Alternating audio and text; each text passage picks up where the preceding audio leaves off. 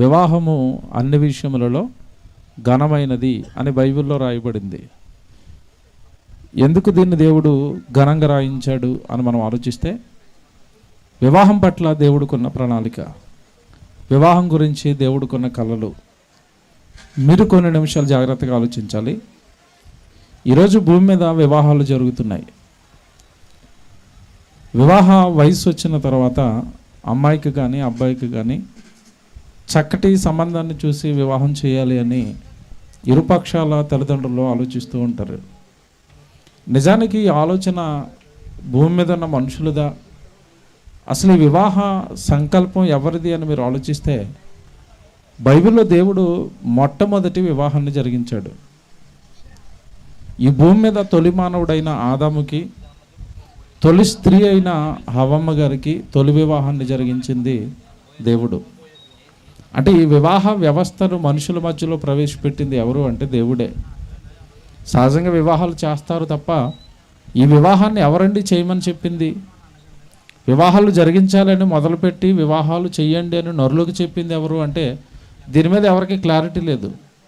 పక్కవాళ్ళు ఎవరో వయసు వచ్చింది వివాహం చేశారు, మా అమ్మాయికి వయసు వచ్చింది మేము వివాహం చేస్తున్నాం అంతే. అసలు వివాహం చేయాలని ఎవరు చెప్పారు? వివాహం ఎందుకు జరగాలి?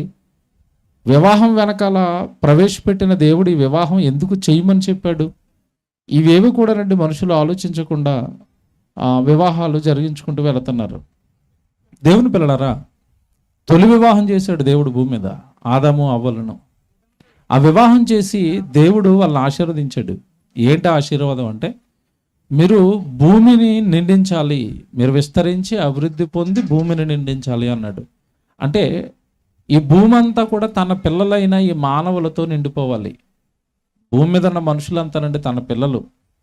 మనమే కులాలుగా మతాలుగా విడిపోయి వర్గాలుగా విడిపోయి దేవుడిని కూడా విడగొట్టుకుని బ్రతుకుతున్నాం. కానీ భూమి మీద ఉన్న మానవులందరికీ దేవుడు ఒక్కడే, ఒకే దేవుడు పిల్లలు ఈ భూమి మీద ఉన్న మనుషులంతా. అలా ఈ భూమి అంతా దేవుడు పిల్లలతో నిండిపోవాలన్న ఉద్దేశంతో తొలి నరుడిని తొలి స్త్రీని దేవుడు పుట్టించి వారికి వివాహం చేసి ఈ వివాహ వ్యవస్థ ద్వారా తనకు పిల్లలు కావాలి అన్న ఉద్దేశంతో దేవుడు వివాహ వ్యవస్థను మనుషుల మధ్యలో ప్రవేశపెట్టాడు. ఇది తెలియదు చాలామందికి. వివాహం ఎందుకు వచ్చిందంటే అమ్మాయికి వయసు వచ్చిందంటే చెయ్యాలండి. కొంతమంది అబ్బాయి తల్లిదండ్రులు ఎలా ఆలోచిస్తారు అంటే, మరి వాడికి వయసు వచ్చిందండి చేసేస్తే మా ఇంట్లో చక్కగా ఒక కోడలు వచ్చి మా ఇల్లు అంతా చక్క పెడుతుంది. కొంతమంది వివాహాలేమో కానుకల కోసం కట్నాల కోసం వివాహాలు చేసే వాళ్ళు ఉన్నారు. అమ్మాయికి పెళ్లి చేసేస్తే బరువు బాధ్యత తీరిపోతుందండి అని అలా వివాహం చేసేవాళ్ళు ఉన్నారు. అంతే తప్ప వివాహం దేవుడు ఎందుకు చేయమన్నాడు, ఎందుకు వాళ్ళిద్దరిని కలపమన్నాడు, కలిసిన వాళ్ళిద్దరూ ఏం చేయాలి, ఇవేవి కూడా ఆలోచించకుండా వివాహాలకు వెళుతున్నారు. అందుకే దేవుడు వివాహం పట్ల కన్న సంకల్పం ఏంటో అర్థమైతేనే తప్ప ఆ వివాహ వ్యవస్థ అనేది చక్కగా బాగుండదు. ఈరోజు మీరు లోకంలో సమాజంలో చూస్తున్నప్పుడు వివాహమైన కొద్ది రోజులకే 6 నెలలకో సంవత్సరానికో ఏమంటే గొడవలు కొట్లాటలు ఇవన్నీ ఎందుకు జరుగుతున్నాయి అంటే, అసలు వివాహం చేసుకున్న వీళ్ళిద్దరిలో ఉన్న ఆలోచన ఏంటంటే, మా ఇద్దరికి వివాహం మా అమ్మనాన్నలు చేశారు, మా ఇద్దరికి వివాహం మా పెద్దలు కుదిర్చారు, ఇలా ఆలోచిస్తున్నారు తప్ప అసలు వివాహం ఎవరు చేస్తున్నారు, వివాహం ఎందుకు చేశారు, వివాహం వెనకాల మనుషుల హస్తం కాకుండా దేవుడి హస్తం ఏమైనా ఉందా, ఇలాగ మనుషులు ఆలోచించలేకపోతున్నారండి. బైబిల్లో ఒక మంచి మాట యేసుప్రభువు చెప్తాడు. మత్తయి సువార్తలో 19వ అధ్యాయము 6వ వచనంలో ఒక మాట ఉంటుంది. దయచేసి బైబిల్ కలిగిన వాళ్ళు ఈ ఒక్క మాట చాలా జాగ్రత్తగా చదవాలి. మత్తయి సువార్త 19వ అధ్యాయము 6వ వచనం చదువుతున్నారు. కాబట్టి వారికను ఇద్దరు కాక ఏక శరీరముగా ఉన్నారు గనుక దేవుడు జతపరిచిన వారిని మనుషులు ఎవరు కూడా వేరు చేయకూడదు. బైబిల్ ఎంత బాగా చెప్పించండి.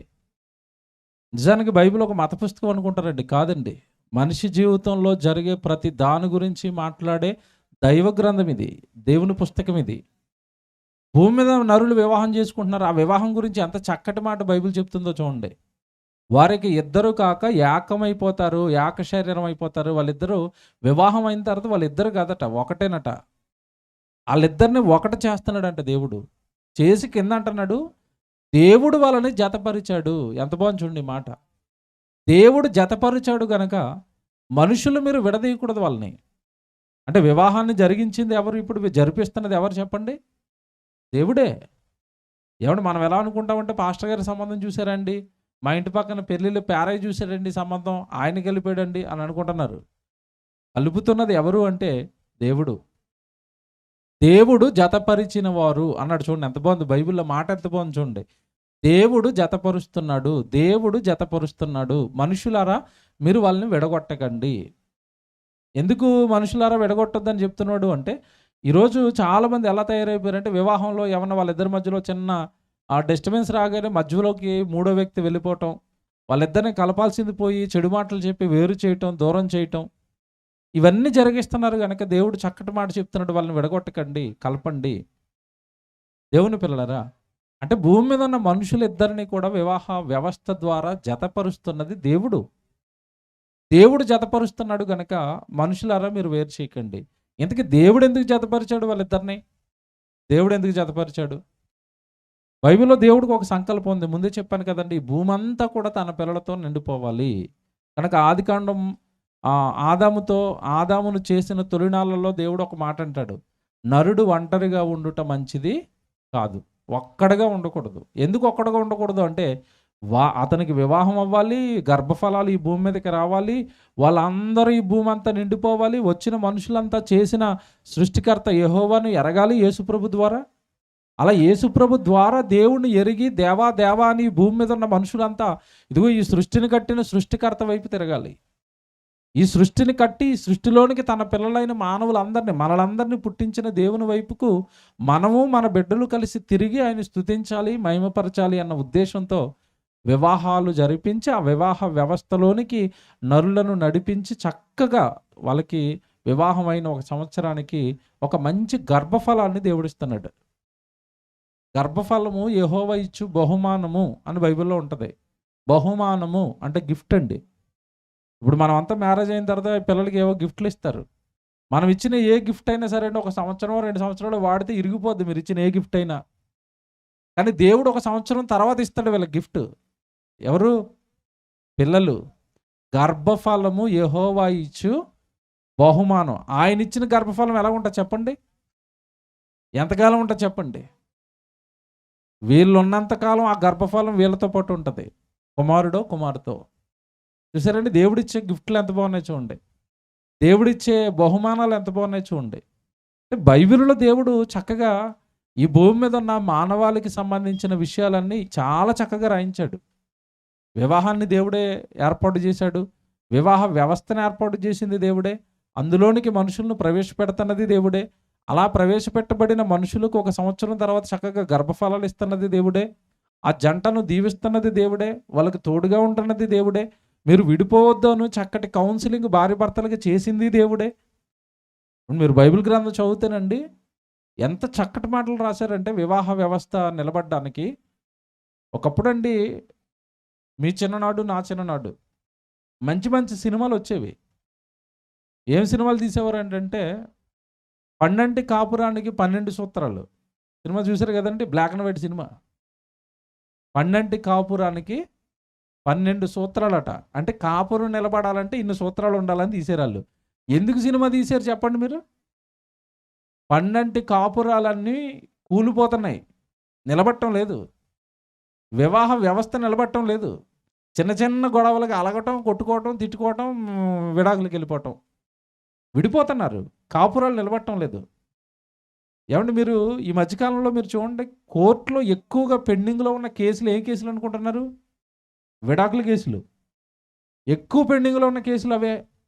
ఎందుకంటే 6 నెలలకే కోర్టుకి ఎక్కిపోతున్నారు, సంవత్సరానికే కోర్టుకి ఎక్కేస్తున్నారు. ఎందుకు విడిపోతున్నారు? అసలు వాళ్ళు ఎందుకు పెళ్లి చేసుకున్నారో తెలియదు, ఎందుకు విడిపోతున్నారో తెలియదు. ఈ సినిమా వాళ్ళు చూడండి, 6 నెలలకు ఒక పెళ్ళి వాళ్ళకి. ఇటు పెళ్లి చేసుకుంటారు, సంవత్సరం తర్వాత విడిచిపెట్టేస్తూ ఉంటారు, ఇంకో పెళ్ళి వెళ్ళిపోతూ ఉంటారు. అంటే వివాహం గురించి సమాజానికి సరైన అవగాహన లేదంటే లేదండి. అసలు ఎందుకు దేవుడు మాకు పెళ్లి చేశాడు?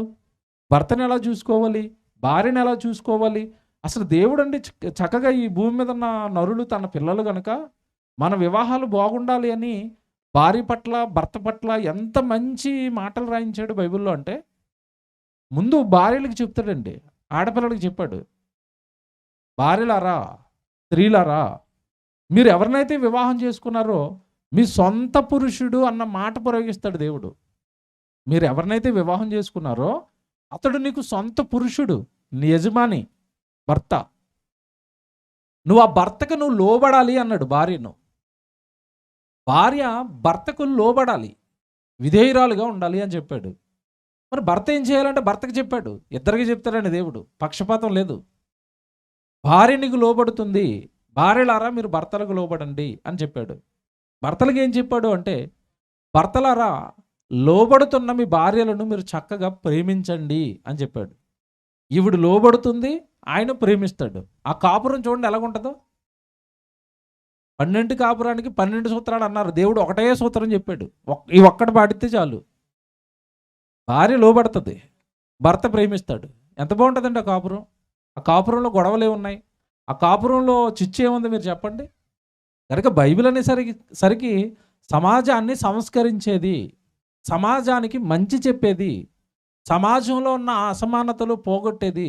సమాజంలో ఏదైనా వ్యవస్థ కూలిపోతుంది అంటే ఆ వ్యవస్థను బాగు చేసేది. వివాహ వ్యవస్థ కండి అసలు బైబిల్ చెప్పిన సూత్రాలు ఇంకా అసలు ఎక్కడ మీకు కనపడవండి. ఇకపోతే భర్త కానీ ఏమైనా పొగరుతో నేను యజమానుడిని, నేను మగవాడిని, నిన్ను హింసిస్తాను, నేను నాకు ఇష్టం వచ్చినట్టు చేస్తాను, నేను ఇష్టం వచ్చినట్టుగా నిన్ను విడిచిపెట్టేస్తాను అంటే చాలా స్ట్రిక్ట్గా వార్నింగ్ ఇచ్చాడు బైబిల్లో. ఒకసారి వివాహం అయిన తర్వాత జీవితకాలం నీకు ఆవిడే భర్త, ఆయనే భర్త. జీవితకాలం నీకు ఆవిడే భార్య. ఒక్కసారి వివాహం అయిన తర్వాత మరొకరి వైపు కన్నెత్తి చూడడానికి కుదరదని చెప్పాడు దేవుడు. ఇంత స్ట్రిక్ట్గా ఉంటాడు దేవుడు. ఒకే భార్య, ఒకే భర్త. ఎంత బాగుందో చూడండి బైబిల్.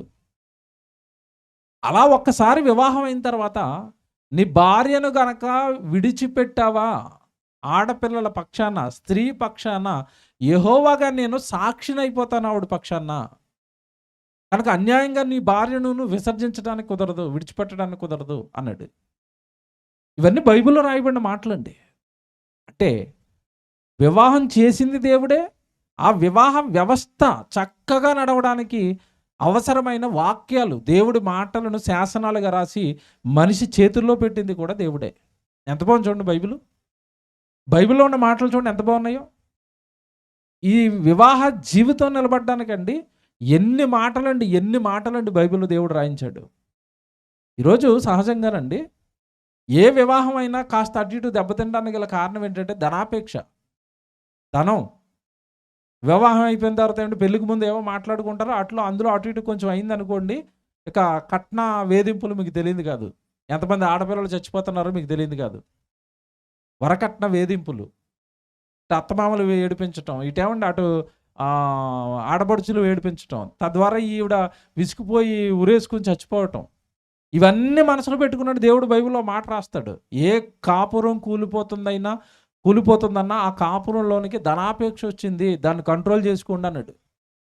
ధనాపేక్ష సమస్తమైన కీడులకు మూలము అని బైబిల్లో ఉంటుంది. ఏ కాపురం కూలిపోతుందన్న ఇదే కారణం. కనుక చక్కగా దేవుడు చేసిన వివాహ వ్యవస్థలోనికి ఈ ధనాపేక్షను ప్రవేశపెట్టకండి. పరిశుద్ధమైన వివాహం అది, పవిత్రమైన వివాహం అది, పరిశుద్ధుడు ఏర్పాటు చేసిన వివాహ వ్యవస్థ అది. దేవుడు ఏర్పాటు చేసిన వివాహ వ్యవస్థలోనికి దేవుడు తన పిల్లల్ని ప్రవేశపెడుతున్నాడు. గర్భఫలం యెహోవా ఇచ్చు బహుమానము అంటే ఆ పిల్లలు ఎవరి పిల్లలు అంటే తన పిల్లలు. దేవుడి పిల్లల్ని వివాహం చేసిన తర్వాత వివాహం ద్వారా జతపరచబడిన స్త్రీ పురుషుల ఒడిలో తన పిల్లల్ని దేవుడు పెడుతున్నాడు, చక్కగా తన కొరకు పెంచమని. వివాహం అయిన తర్వాత మనుషులు చక్కగా తన కోసం పెంచుతారన్న ఉద్దేశంతో దేవుడు ప్రతి గర్భాన్ని పండించి తన పిల్లల్ని మరి బహుమానాలుగా భూమి మీద ఉన్న మనుషుల చేతుల్లో పెడుతున్నాడు. వివాహం చేసింది ఆయనే, వివాహం ద్వారా పిల్లల్ని చేతిలో పెడుతున్నది కూడా ఆయనే. ఇవన్నీ ఎరగకుండా వివాహాలు చేసుకుంటున్నారండి.